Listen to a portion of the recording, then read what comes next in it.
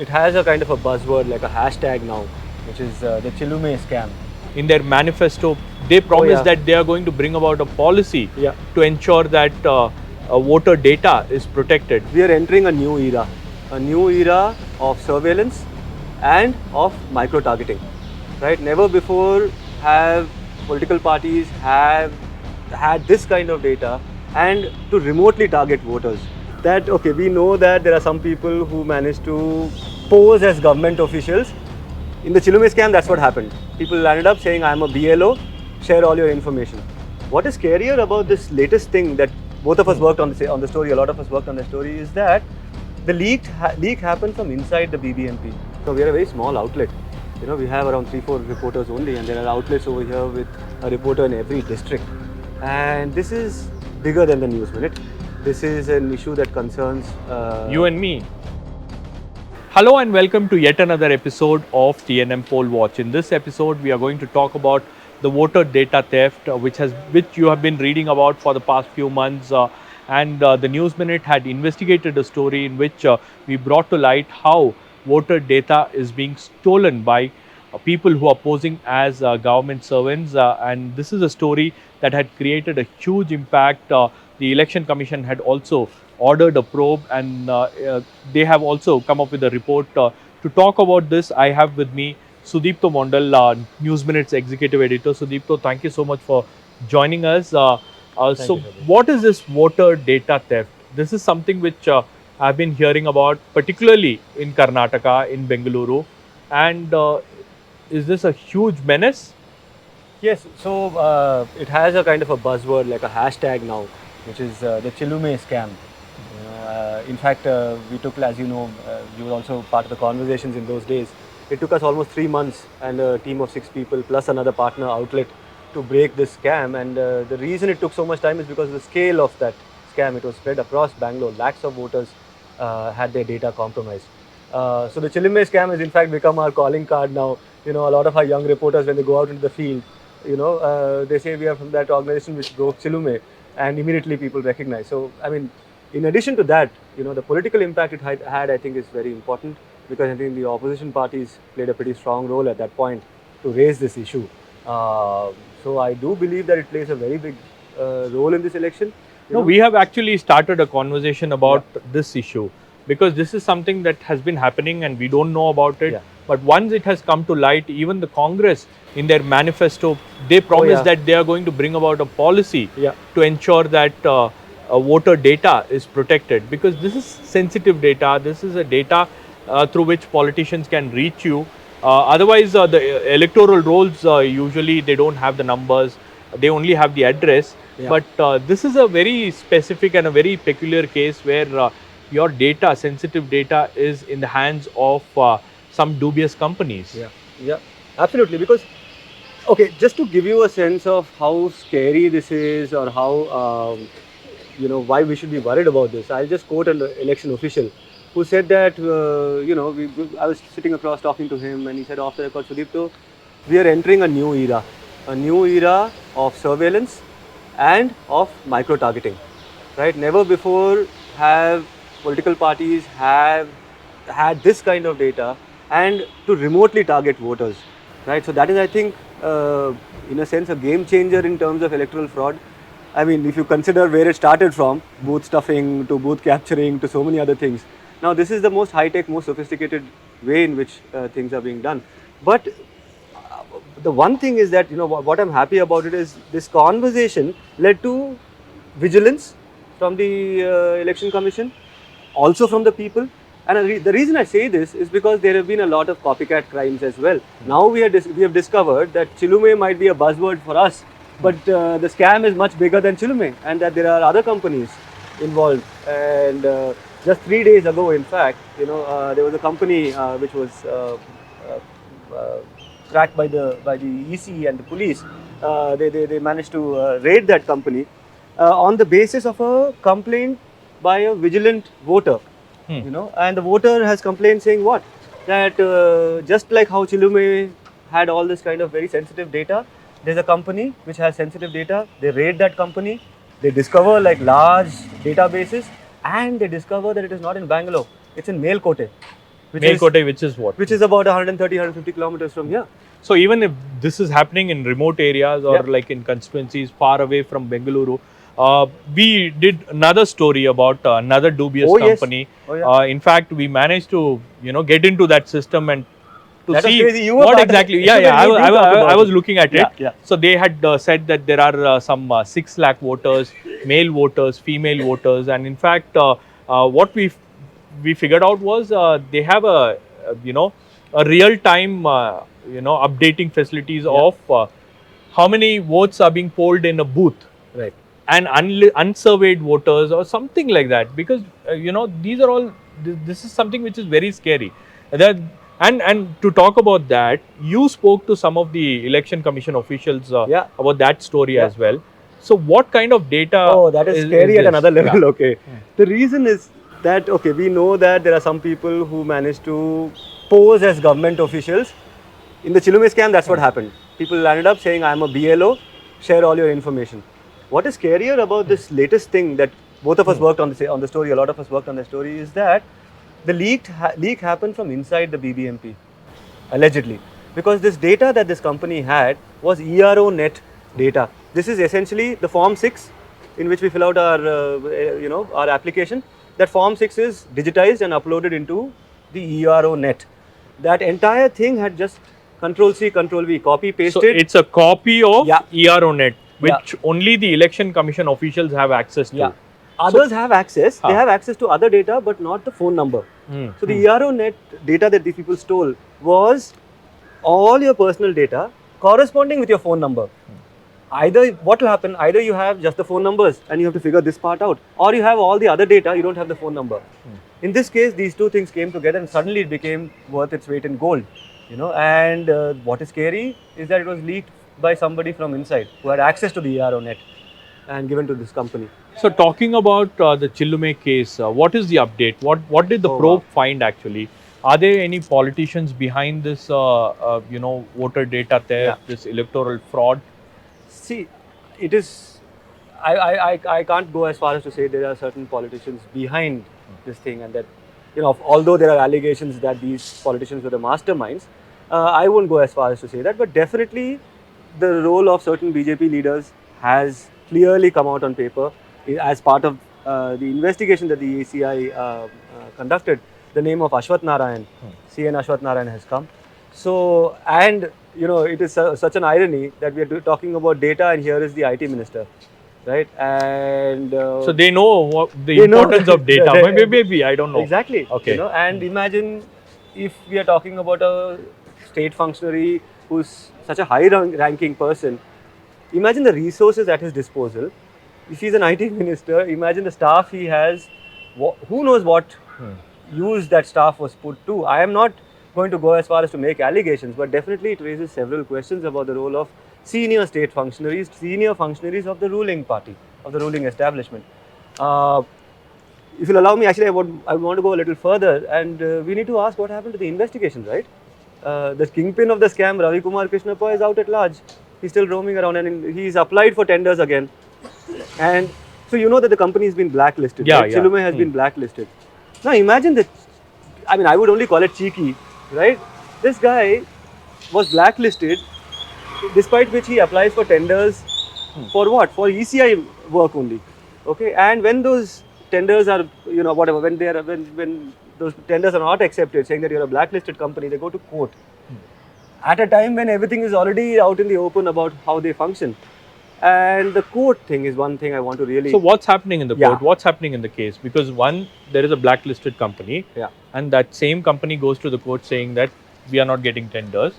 So what exactly is the court doing, and what I think it's what is pretty the- safe for me to say, and I say this not without risk, because we know that every little thing they come at us with a battery of lawyers and things like that. But I think on the basis of my conversations with my sources in the police, I can safely say that the police investigators are frustrated because their investigation is over, but the prosecution is not moving forward in the courts. So at all levels there are some hurdles, or there are is hurdles, some and nexus? we know. Why should I say that? Okay. We'll leave that out for the public and for people to decide. But come on, explain to me why this case has been hanging fire in the court for so long. I believe the PP has not been appearing. in this matter. There have been, like this, Tariq pe Tariq, Tariq pe Tariq. I would imagine this to be an urgent matter, wouldn't you? I mean, considering that the elections are going on, this should come out like yesterday. It should be something that should be taken up on a daily basis. The hearing should happen on a daily basis. But then go to the court and you'll find that the case has been just seeing dates, and that is not something that inspires confidence, no? So apart from that, have you heard of any other instances where voter data is being stolen, by a dubious company or by people posing as government officials in any other parts of the mail state? quote thing. I think we need to go there. We need to find what happened, and I don't know if this is okay to say, but we are a very small outlet. We have around 3-4 reporters only, and there are outlets over here with a reporter in every district. And this is bigger than the News Minute. This is an issue that concerns you and me, like exactly every other person. Every other person. And I do believe that the rest of the media should actually put some shoulder into it. I am not going to attribute motives here, but I do believe that in the absence of action, right, their motivations will be questioned at some point, because there are these stories coming out and you just see them as one-off. I wonder why the legacy establishments are not getting alarmed by a report that comes saying that, hey, there is a company which has done exactly what Chilume has done in Melkote, right? Shouldn't somebody be going to Melkote now? I mean, of course, our team, we are going to try and find out what happened in Melkote. And also tell me one thing, that recently Rohini Mohan had put out a tweet saying that she got numbers from a channel which claimed she got a call from a news channel saying News 7 Kannada or something like that. I managed to check with the people there in Tamil Nadu. News 7 is a Tamil channel. They didn't call or something. They didn't call. They had no idea who called. But still, those numbers, they were asking for which party are you going to vote for. So what, this is what is happening with the data. That's legal. I mean, it's not strictly illegal. Because as you But how do they get the numbers? Where do they get the numbers from? That's something that we need to talk about. We need to ask, because if that voter data management portal that we saw, it's pretty scary. Talk about it, Shabbir, once again for our. No, it has at least 12 serials.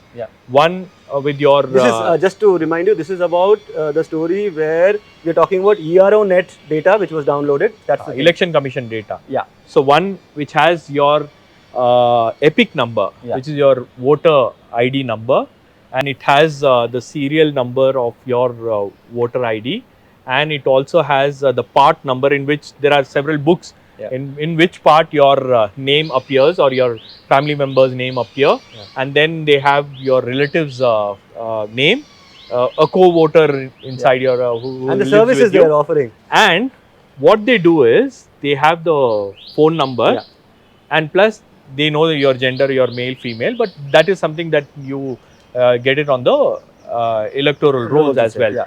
But apart from that, if they want to send you a message, they can. If they want to send you a video, an image or a PDF file on your WhatsApp, they can do that. And if they want to send you a Instagram post or a Facebook post or a Twitter link, they are able to do that. Or a gift. And LinkedIn.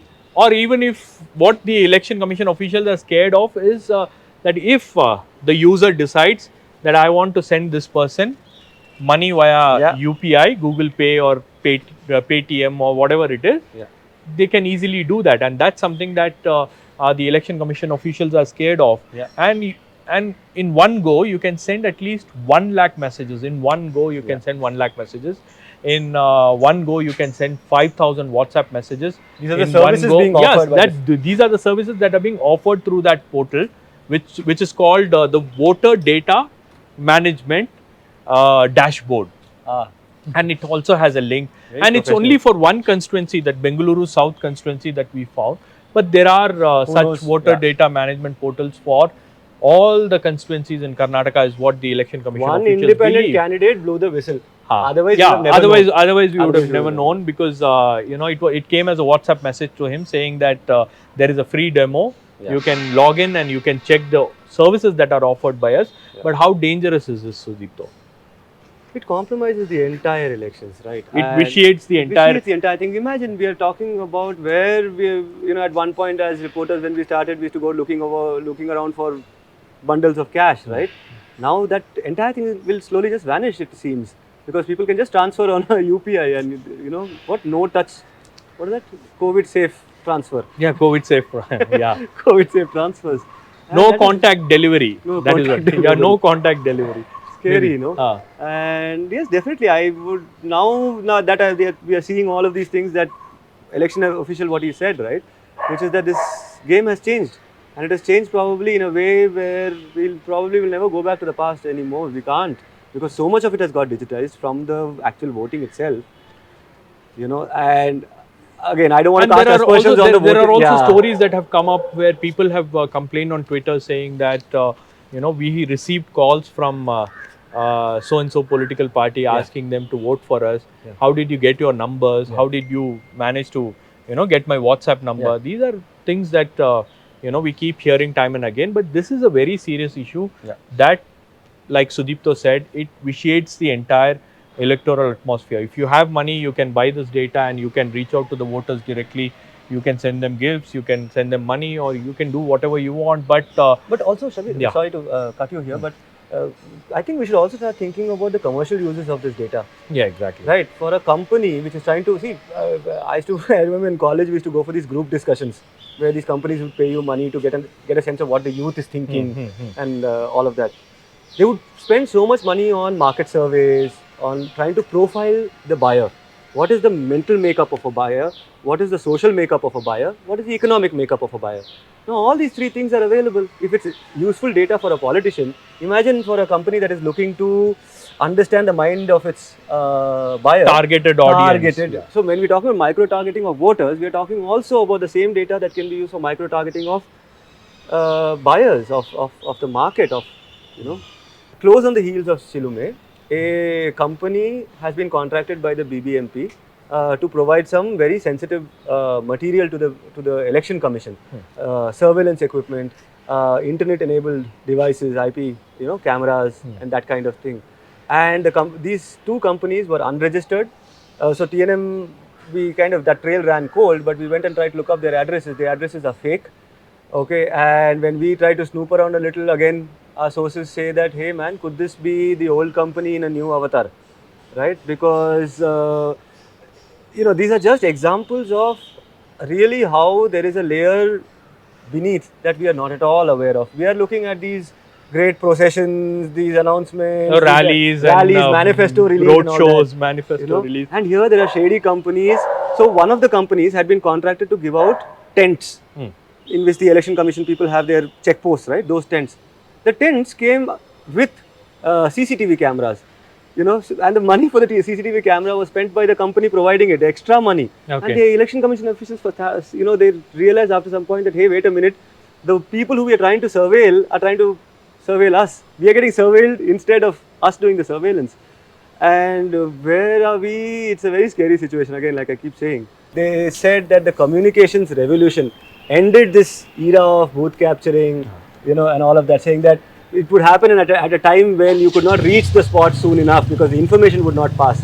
We are living in the information age, and it seems like parties and people who want to defraud the system have trumped this new system as well. And the information age has become a space where we are actually under threat more than we were perhaps before. I don't know, but this new system also has been cracked. This is mobile phones being used for something else altogether. So that's one thought I thought I'll. So it happened in Tamil Nadu. That's something that I wanted to share. Somebody was telling me, one official whom I spoke to, that they had information about election commission flying squad moving from one direction to another, because all these vehicles are fitted with GPS. So somebody had information that the vehicle is moving in this direction. So they do the cash distribution on the other side of it. Wow. When the election commission officials are on one side. So when they are moving in this direction, this stops. Wow. And the cash distribution begins in the other location. So that's how coordinated this entire thing is. But it's like you said, it's pretty scary. This is one story that the News Minute has been consistently following in this election, and we will also try to bring about more details about voter data theft. Now that the conversation has already started, the political parties are very conscious about it. they're promising in their manifesto that they will bring about some kind of policy to stop voter data theft, and this is what matters at the end of the day, because your data and my data is in the hands of dubious companies and and politicians.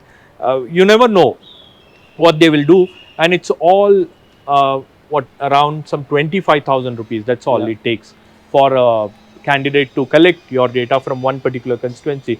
We are talking about lakhs of voters here, and this is one story that the News Minute is following. If you have received calls, if you have received WhatsApp messages, do reach out to us on our social media platforms on Facebook, Twitter, and Instagram.